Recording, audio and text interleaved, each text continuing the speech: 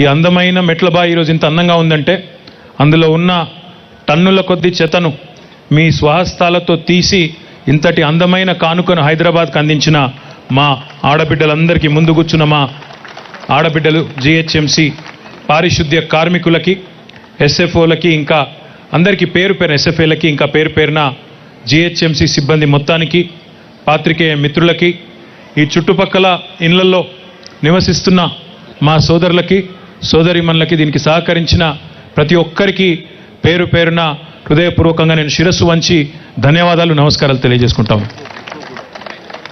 ఒక ప్రభుత్వంలో మంత్రులుగా చాలా కార్యక్రమాల్లో పాల్గొంటూ ఉంటాం. ఎన్నో కార్యక్రమాలు, ఎన్నో ఫ్లైఓవర్లు లేదా ఎన్నో బ్రిడ్జెస్, తర్వాత ఎన్నో ప్రాజెక్ట్స్కి శంకుస్థాపనలు, ప్రారంభోత్సవాలు గత 8.5-9 ఏళ్లలో చేసే అదృష్టం నాకు కలిగింది.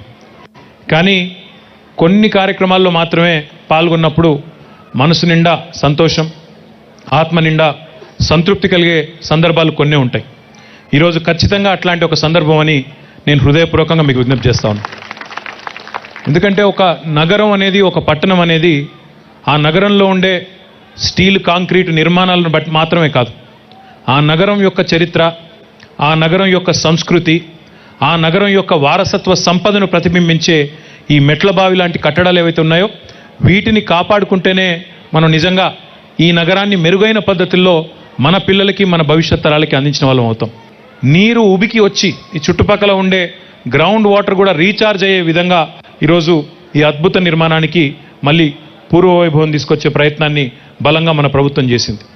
గౌరవ ముఖ్యమంత్రి గారి నేతృత్వంలో మన నగరంలో 108 ఎకరాల్లో విస్తరించి ఉన్న కులీ కుతుబ్ షాహీ టూమ్స్ ఏవైతే ఉన్నాయో అక్కడ ఒక 6 బావులను, మెట్ల బావులను ఇదే పద్ధతుల్లో ఆగాఖాన్ ఫౌండేషన్ వారు దాన్ని రిస్టోర్ చేయడం జరిగింది.